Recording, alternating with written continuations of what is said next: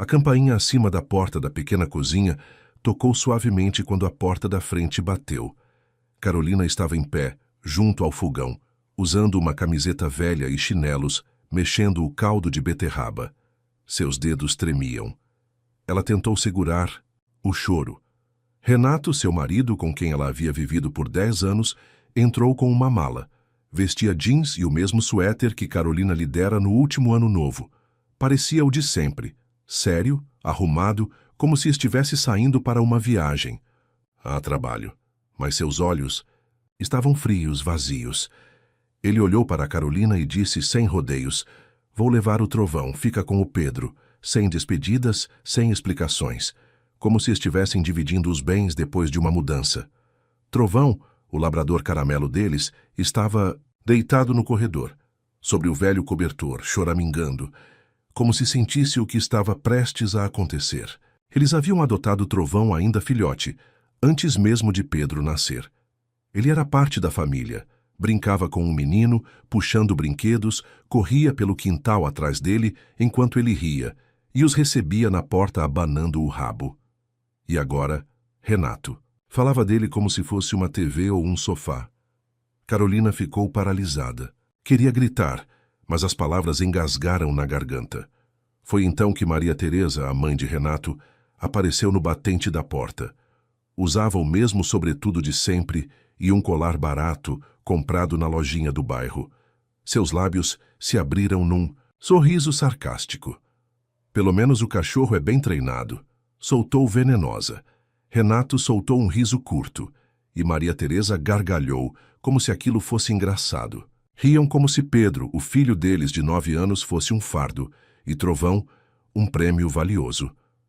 Carolina sentiu o ar sumir da sala, mas continuou em silêncio. Não gritou, não chorou. Apenas apertou com força a concha na mão e se virou para a mesa. Ali estava um desenho de Pedro, os 3 de mãos dadas, sob um sol enorme. Ela pegou o papel e passou por Renato e sua mãe em direção ao quarto ao lado, onde o filho estava.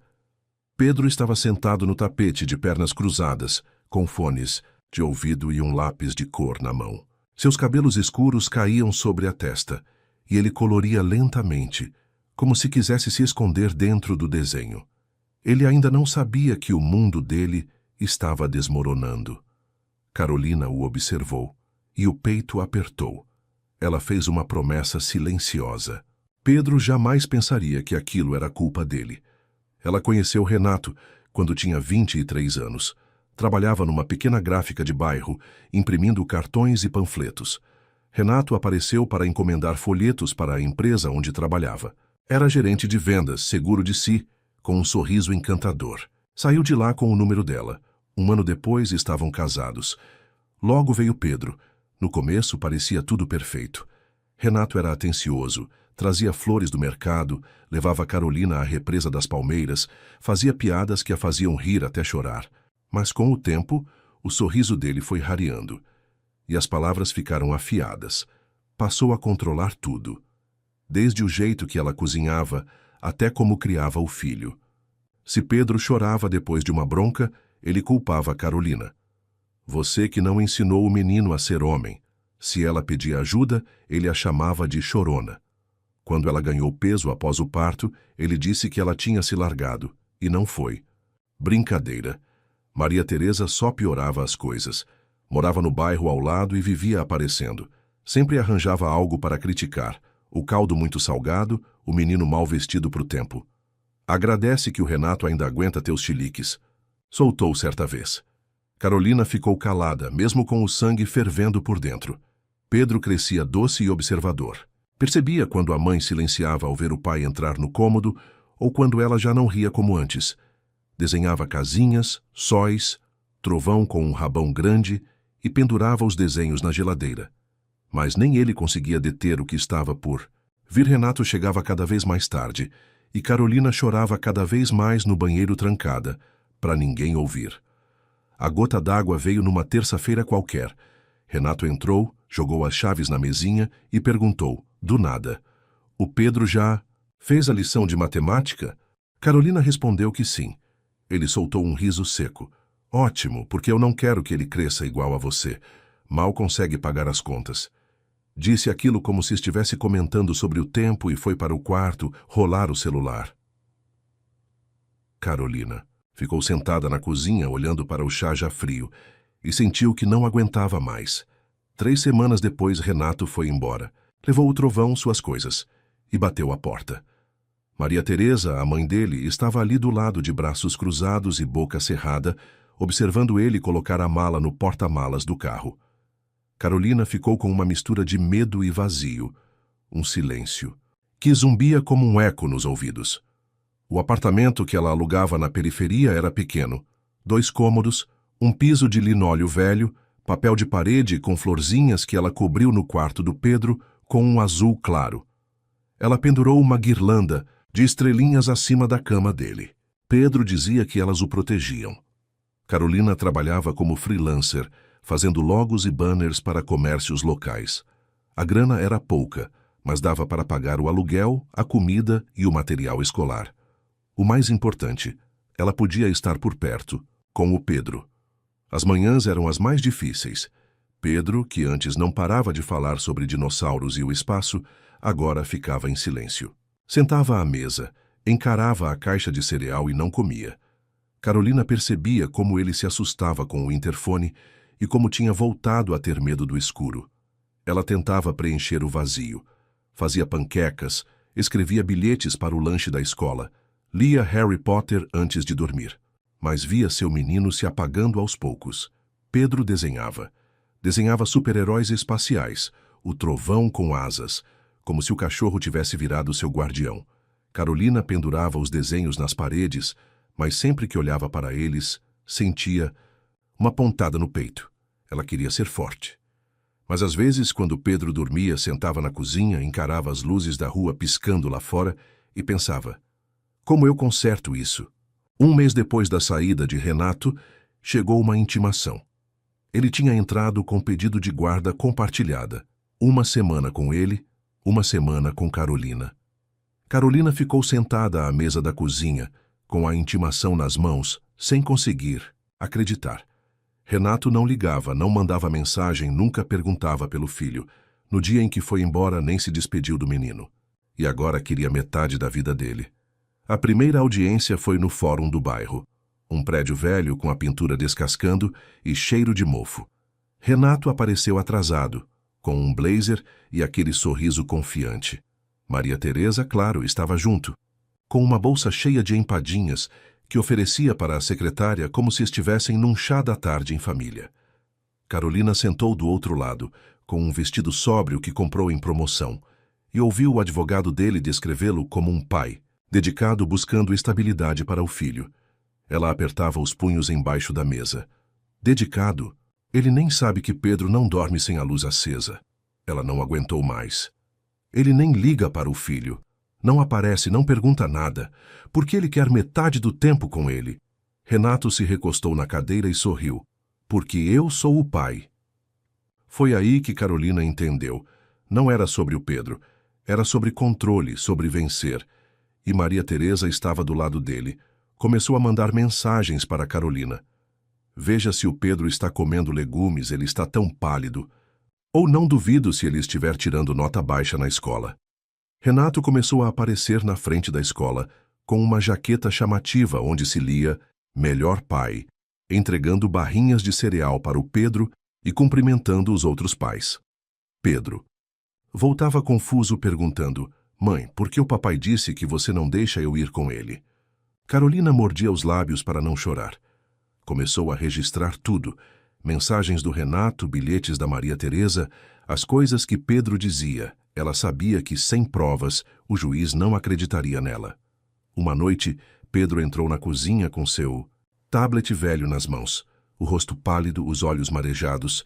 Ele mostrou a tela para Carolina e disse: mãe, acho que o papai não queria que eu visse isso. Carolina pegou o tablet e sentiu o coração apertar. Mensagens de Renato enviadas por engano.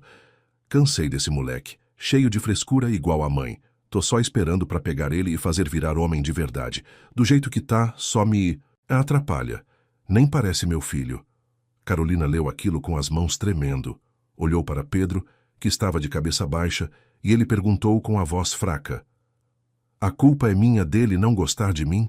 Carolina se ajoelhou diante dele e o abraçou, com tanta força que sentiu o coraçãozinho do filho batendo. "Não, Pedro, a culpa não é sua. Você é maravilhoso. Quem se quebrou foi seu pai, não você." Naquela noite, Carolina não conseguiu dormir. Imprimiu as mensagens, salvou tudo num pendrive e ligou para sua advogada, Beatriz. Do outro lado da linha, Beatriz ouviu em silêncio. A voz dela ficou mais firme. "Você tem certeza, Carolina, isso é sério. Pode mudar tudo, mas... O Pedro está pronto para falar no tribunal?" Carolina ficou em silêncio. Ela não queria ver seu filho de apenas 9 anos diante de um juiz. Mas no dia seguinte, no café da manhã, foi o próprio Pedro quem disse: "Mãe, você sempre diz que a gente tem que falar a verdade quando algo está errado. O juiz tem que saber, né?" Carolina assentiu, enxugando uma lágrima. "Tem, sim, os..." Dias seguintes passaram como um borrão. Beatriz ajudou a reunir as provas, mensagens, áudios, até uma carta de Dona Maria Teresa, mãe de Renato, dizendo: "Se o Pedro não aprender a ter disciplina, vai acabar igual a sua família." Carolina juntava tudo o que podia, como se construísse uma fortaleza em volta do filho, mas Renato não parava. Escrevia: "Pedro, sua mãe, de novo, não quer deixar você vir. Eu quero sair com você, mas ela não deixa." Pedro mostrava a mensagem para Carolina com os olhos cada vez mais tristes. A avó, Dona Maria Teresa, começou a aparecer na porta da escola. Um dia chegou a entregar para ele um pacote com um brinquedo de montar e um bilhete. "Seu pai está lutando por você." Pedro entregou para Carolina e perguntou: "Mãe, por que parece que ele está tentando me comprar?" Carolina sorriu com tristeza. Seu filho via a verdade melhor que muito adulto. Conversava com ele todas as noites, não sobre o processo, mas sobre o que ele sentia. Ele perguntava se era normal sentir saudade do trovão, o cachorro, se era normal chorar. E Carolina respondia com sinceridade, sem floreios. Na véspera da audiência, Pedro não conseguia dormir.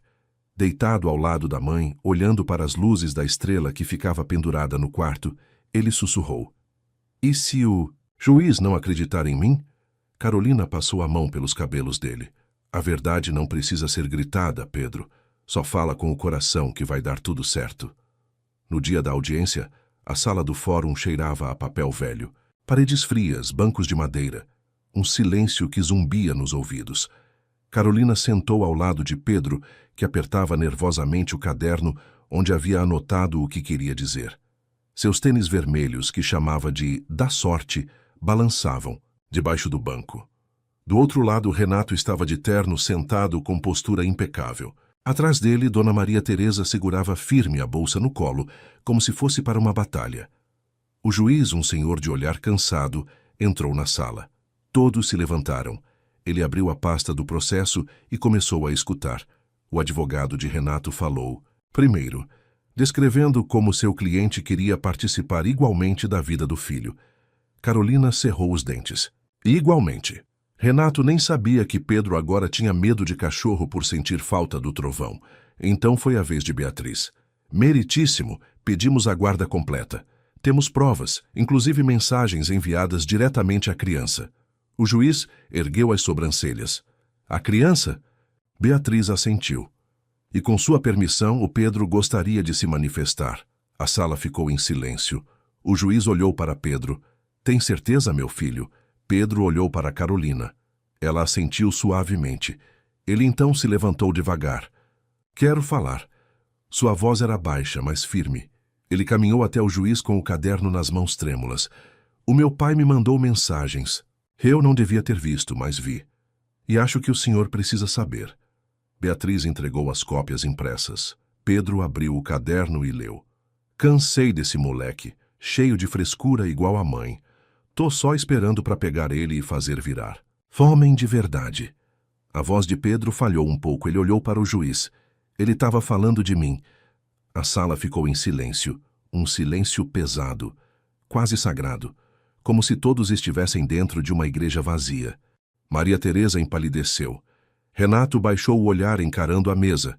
Pedro continuou. Minha mãe não chora o tempo todo. Ela é forte. Ela me ajuda quando eu tenho medo. E eu não sou um peso. O juiz cruzou as mãos sobre a mesa. Obrigado.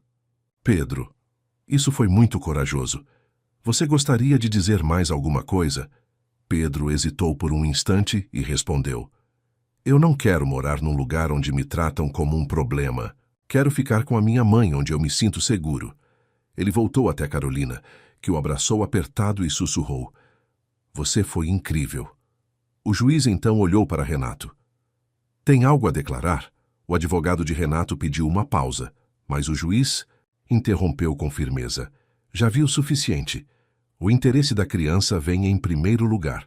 Com base nas provas e no depoimento de Pedro, concedo a guarda total para Carolina. Carolina fechou os olhos e soltou um suspiro aliviado. Renato permaneceu, em silêncio. Maria Teresa se levantou e saiu da sala sem esperar o fim da audiência. Pedro olhou para Carolina e sussurrou. Agora a gente pode comer panquecas? Ela riu pela primeira vez em meses. Claro, meu amor. Eles pararam em um café ali do bairro, onde serviam panquecas com geleia. Pedro escolheu com geleia de morango. Carolina pediu um chá e ficou apenas observando o filho. Os olhos dele brilhavam, e ele ria quando a panqueca se desfazia, parecendo tão leve como não era há muito tempo. Enquanto mordia um pedaço, perguntou. Eu falei direitinho? Carolina sorriu. Você falou melhor que qualquer um. Foi um verdadeiro herói. 2 semanas depois, chegaram os documentos. Guarda total para Carolina. Renato teria apenas direito a visitas supervisionadas, caso passasse por avaliação psicológica. Ele não passou. Em vez disso, foi embora. Diziam que para Fortaleza, com uma nova namorada. Maria Teresa também sumiu, sem deixar nenhuma mensagem. Carolina ficou esperando algum contratempo, mas o silêncio permaneceu. Pedro começou a florescer de novo. Voltou a desenhar histórias em quadrinhos sobre astronautas e cachorros com asas. Em um dos desenhos, Carolina era uma super-heroína que salvava o mundo com panquecas. Ela pendurou o desenho na geladeira. Pedro passou a dormir sem luz à noite, a rir mais, a fazer perguntas curiosas. Mãe, os dinossauros tinham um umbigo, Carolina respondia, e seu coração se aquecia. Ela mesma começou a respirar de novo. Pegou novos clientes, se matriculou em uma oficina de aquarela, onde outras mulheres como ela compartilhavam suas histórias enquanto tomavam chá. Ela economizava para comprar um tênis novo para Pedro e, quem sabe, para uma viagem ao litoral.